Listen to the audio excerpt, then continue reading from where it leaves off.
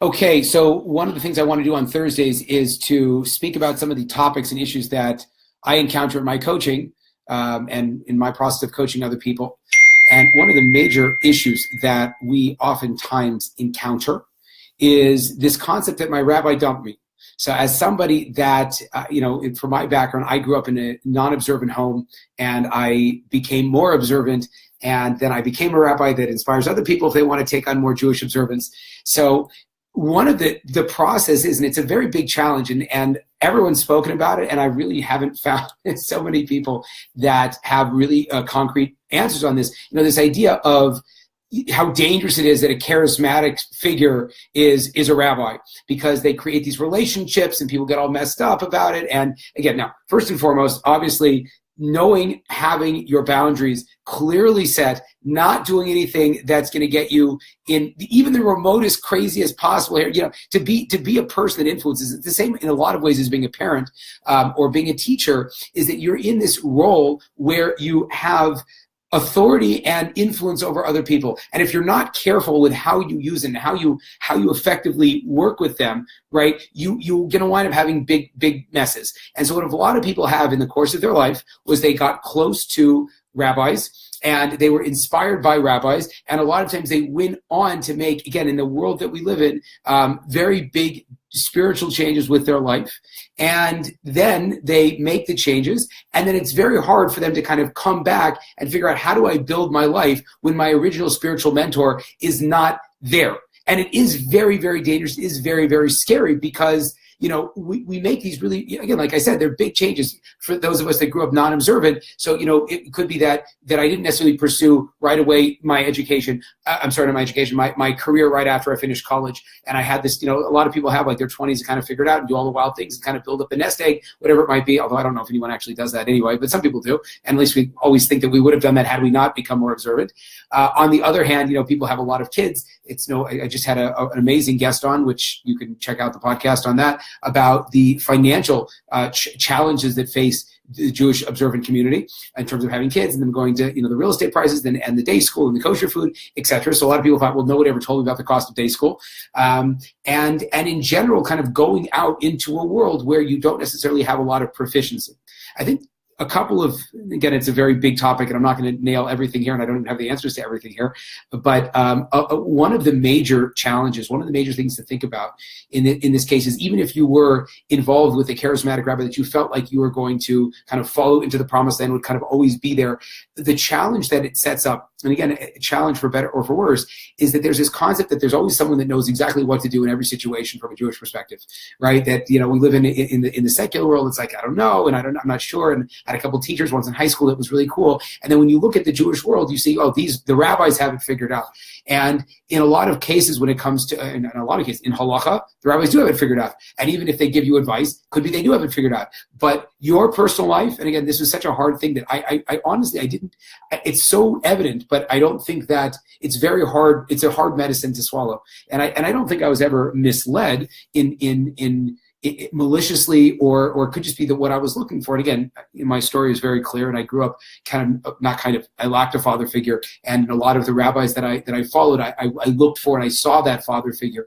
And when I had to go out and live my own life, when I left the different stages of my life, either the college student stage or the yeshiva stage, or and you come back and and you're like, okay, so who's my next person that's going to tell me everything? So the rabbis and prophets are different, right? Rabbis are spiritual guides that can definitely help you and can definitely guide you. And 1,000%, I myself have a rabbi. I talk to rabbis. I think you should have a mentor in your life. But at the same time, they're not going to do the work for you. And they're not necessarily going to have the clarity in your own life. And if you think that they're supposed to have the clarity in your own life, you're missing something, because you're not supposed to outsource your mind. You're not supposed to outsource your life. There's actually a you, and you actually have to live your life. So I think step number one is the idea of learning how, as opposed to finding fault with other people and what other people do, and how the rabbi doesn't call you anymore, or he's moved on, he doesn't have time. Again, he's a person and she's a person. If it's a, like a Rabbis or some mentor in general, right? You can have these magical times where you can learn a lot from a master, but the master is never supposed to be your guide forever.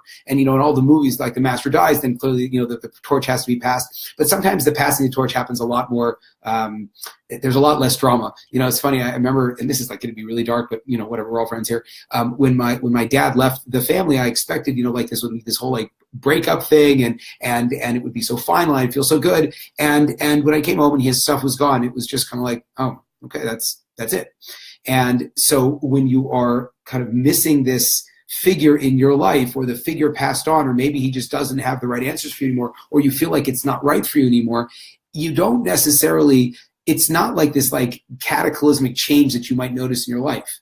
But what it does mean is that you have to step up then and take a lot more responsibility. So what does that mean? Maybe it means you have to find someone else. Maybe it means you have to look in your own life and ask your own difficult questions and say, well, what do I need now? It's so interesting because we're so quick to outsource the stuff that's, like doesn't come easy to us, that we don't have, we don't, unless it's actively developed, we don't have a lot of self-confidence that we can take on new challenges.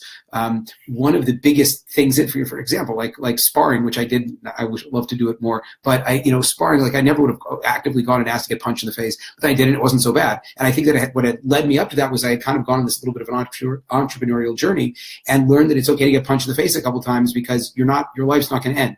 And I think that when you are under the influence of a master, of someone who has all these answers for you, you oftentimes expect them to get punched in the face, but it's okay because they know how to take the punches and it's all good. The reality is that the breakdown is, in a lot of ways, in my mind, a divine opportunity for you to learn how to step up and how to start figuring out your own kind of thing.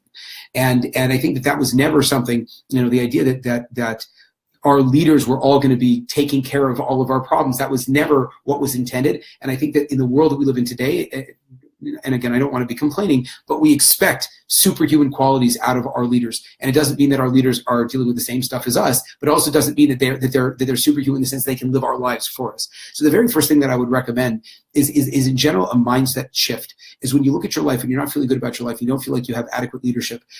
Those are usually the biggest indications to say that you have to learn how to lead yourself, and you have to learn how to take responsibility for yourself, and you have to learn how. And again, it's not easy. I'm not saying it's easy. It's hard for me now. But the more that I'm able to look at a given situation and realize that if I'm in this, again, it sounds so trite, but it's actually true, right? Believe it or not, right? The more that I look at a situation when I'm feeling overwhelmed, and I'm able to say, I can actually handle this right now. There's 1,000 different projects, and I never was a person that could deal with details well. Ask anybody, right? But if I'm feeling all this anxiety, I want to outsource the anxiety and tell everyone else how stressed I am. But the reality is I can actually handle my own anxiety. I can actually get some stuff done. I can actually make lists. I can actually ask for advice and help when I want. And I can actually, more importantly, I realized I had the capacity to calm myself down. And that ability, again, I never get mad. I get mad. It's not I'm saying that I'm over it, but I can look at the times of my life when I felt so helpless, and I look at the times of my life when I felt like all my rabbis had left me. They hadn't given me any answers, and here I am. I'm going out on a completely unique path. Like I remember one of my favorite experiences with a dear rabbi of mine was when I was leaving yeshiva and I was going to go be a rabbi at UCLA, and the profundity of what I was about to undertake was like, I was like, oh my God, I don't know anything. And I said, how come you guys encourage me to do this? And my rabbi said back, no one encouraged you to do this. You opt to do that. I'm like, oh God, now what do I do? So the interesting thing is, like, in times in your life, your rabbis are not necessarily going to have the answers for you, but the challenge is that there are other times in their life where they did have answers. So you can't expect necessarily the person to take you across the finish line. Our mentors are kind of given to us in our lives as we need it and when we need it. And I think that's a very important point. So I think step number one, which is very unpopular and no one's going to enjoy it, but I think it's true, is when you feel like your rabbi dumped you, I think that's kind of God's way of saying, okay, now you're able to, so to sense, become your own rabbi. That does not mean make your own decisions. It doesn't, in the sense that, do whatever you want. It doesn't mean I don't have to consult anybody. No, but it means that whenever you feel that there's a distance between you and your mentor, that means that you have to step up a little bit and start to perform in the areas that you feel upset about. And again, you could sit and be upset about all kinds of stuff. You could be upset about your marriage. You could be upset about your finances. You could be upset about the stress and the kids and everything like that. And if you feel that sense of abandonment, I think the abandonment is the opportunity for you to step up and try to figure out what can I practically do. And that's how I try to look at everything. And I think that, if you wait for the right moments, they never come. But if you think, what's the best next step I can do right now? Oftentimes the step's pretty small and it's pretty easy to do. So with that, thank you very much for listening.